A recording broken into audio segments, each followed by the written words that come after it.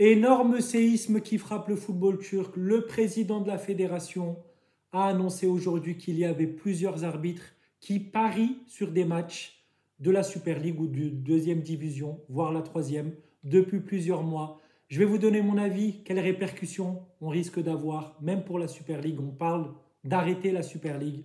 Je vais vous donner mon avis par rapport à tout ça et des infos que j'ai. Bonjour à tous, bienvenue sur ma chaîne Ibragala. J'aurais préféré, j'aurais aimé, j'avais préparé une vidéo pour parler du match, du débrief entre Galatasaray et Göztepe. Je vais en parler une 30 secondes, une minute. On a gagné, c'est bien, mais là, ce qui arrive, la bombe, l'info qu'il y a eu aujourd'hui, c'est vraiment... Je suis choqué et pas trop, j'ai envie de vous dire. Je ne suis pas étonné. Je vais vous donner aussi un exemple, l'action du but de Victor Osimhen sur l'égalisation. L'arbitre est allé voir la VAR. On s'est tous posé la question, mais pourquoi? Même le commentateur, mon cher Nicolas, a dit, mais pourquoi en fait on va voir la VAR? On s'est tous posé la question, pourquoi l'arbitre va voir la VAR? Parce qu'en fait l'action, pour les gens qui ne l'ont pas vu, c'est le défenseur qui veut la redonner au gardien, mais qui la donne de manière maladroite, un peu comme le défenseur de Bodo Glimt. Il la donne à son gardien, mais il la donne à Victor Osimhen, qui dribble le gardien et qui marque. Et l'arbitre, pendant plusieurs minutes, il se pose la question pour voir s'il y a vraiment but hors jeu. Mais alors, je dis pas que, attention, je dis pas qu'il a parié sur ce match-là. Mais il y a déjà un manque de compétences. Ça, c'est la première chose. Il y a un manque de compétences des arbitres. Déjà, pour les tests d'endurance en pré-saison, il y en a beaucoup qui devraient être recalés, ils ne le sont pas, parce qu'il n'y a pas assez d'arbitres. D'une. Un manque de compétences, un manque de savoir du foot global. Tu n'as pas besoin d'aller voir la VAR pour ça. Parce que le juge de touche, il lui dit qu'il y a hors-jeu. En plus que c'est le défenseur qui la donne. Dès qu'on voit un peu déjà la compétence des arbitres. L'incompétence des arbitres, on voit déjà sur cette action. Maintenant, on apprend quoi? Que beaucoup d'arbitres parient sur des matchs. Pas que de Super League, on n'a pas encore toutes ces infos. On ne sait pas si c'est sur des matchs de Galatasaray, Beşiktaş, Fener. Moi, des infos que j'ai, on parle beaucoup de deuxième division, voire troisième division. Des petites équipes, beaucoup de paris. Et j'entends beaucoup de choses sur ces matchs-là. Des pénaltys donnés, des cartons rouges dès les premières minutes, plein de choses comme ça. On n'a pas encore toutes les infos.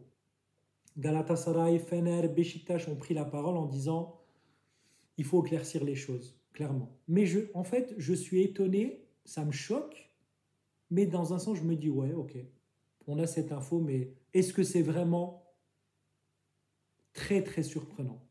Quand tu vois l'incompétence et les arbitres. Le président de la fédération de football turc, Ibrahim Hacı Osmanoğlu, a dit il y a un arbitre, il a parié 18 000 fois. 18 000 fois. Hein. À quel moment? Comment c'est possible? Et moi, maintenant, je m'interroge. Pourquoi, là, aujourd'hui, au 27 octobre 2025, pourquoi on a cette info maintenant? Parce que l'info que j'ai vue et que j'ai, depuis plusieurs mois, ils sont suspectés, ces arbitres-là. Et il y a une enquête sur eux. Mais pourquoi aujourd'hui? Pourquoi? C'est très très bizarre. Alors je dis pas, hein, je vois des gens venir déjà. Oui, ça y est, ils ont parié sur Galatasaray. Mais lol. Bref, je ne vais pas m'éterniser sur ça. Je vois déjà les gens revenir. Certains rivaux malsains, on va dire. Je ne vais pas mettre tout le monde dans le même panier. Ils ont parié pour Galatasaray. Il n'y a pas besoin de parier pour Galatasaray, on est plus fort que tout le monde. Ça ne se discute même pas. Mais voilà, les infos que j'ai, c'est pas limite les gros matchs, Fener, Beşiktaş et Galatasaray, ou Trabzon. C'est des petits matchs en Super League, en deuxième division, voire en troisième. Et maintenant, il y a des clubs qui disent, et même des journalistes, il faut arrêter tout de suite la Super League, il faut la suspendre. La Super League, la deuxième division, la troisième division. Est-ce que c'est la solution? Pour moi, non. La solution, c'est de faire un ménage. Un ménage, mais pas que pour les paris sportifs. Déjà, pour les paris sportifs, oui, ça c'est sûr, il ne faut même pas se poser de questions. Mais il y en a tellement, en fait, on va se retrouver avec plus d'arbitres. Mais déjà, avec l'incompétence des arbitres. C'est trop. La compétence, elle est folle. Je vous ai donné l'exemple d'hier. Le mec, c'est le défenseur qui l'ordonne à Osimhen et il regarde pendant plusieurs minutes s'il y a hors-jeu parce qu'il croit que c'est Barış. Mais mec, mais c'est quoi cette incompétence? Ça fait peur, vous êtes nuls. Mais ça fait un moment qu'on le dit. Les supporters de Galatasaray se plaignent de vous. Les supporters de Fener, c'est pareil. Beşiktaş, c'est pareil. Trabzon, c'est pareil. Il n'y a pas une équipe de Super League qui dise « les arbitres, ils sont bons ». Il n'y en a pas une.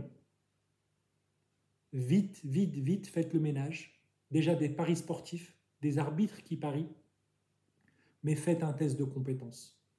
Et vous savez quoi? Emmenez des arbitres étrangers. Au moins, vous êtes sûr qu'il n'y aura pas de paris. Oui, ça va coûter cher à la fédération et au pays, au final. Mais si on veut un football propre en Turquie, en Super League, si on ne veut pas de scandale comme ça, il faut faire le ménage. Une bonne fois pour toutes, parce que c'est trop. C'est honteux, la honte. Parce que moi, j'entends plein de gens de mon entourage. Ah, Ibrahim, c'est bien, la Super League, c'est des corrompus. Tout le monde dit ça. Tous les gens qui ne sont pas turcs. C'est un championnat de corrompus.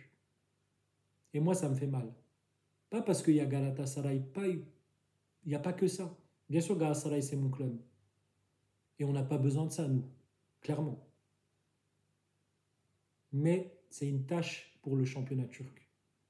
Il faut penser à ça aussi après. Les transferts qu'on va vouloir faire. Est-ce que vous pensez qu'on aurait pu transférer Osimhen avec ce scandale s'il serait sorti avant? Moi, je ne suis pas sûr. Je suis vraiment pas sûr.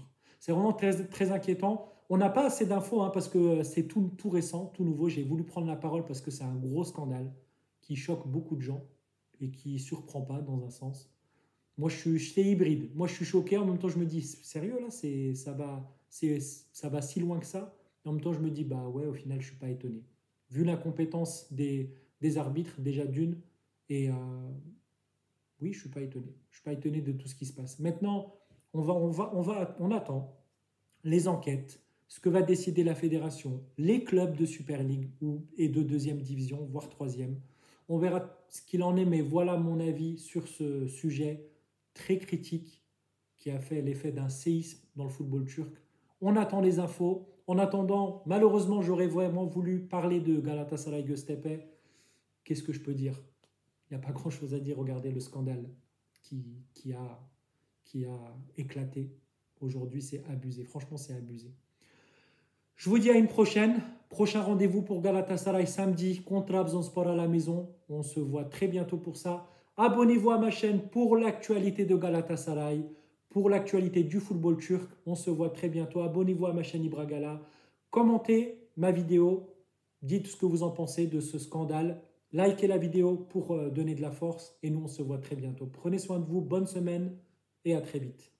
Bye.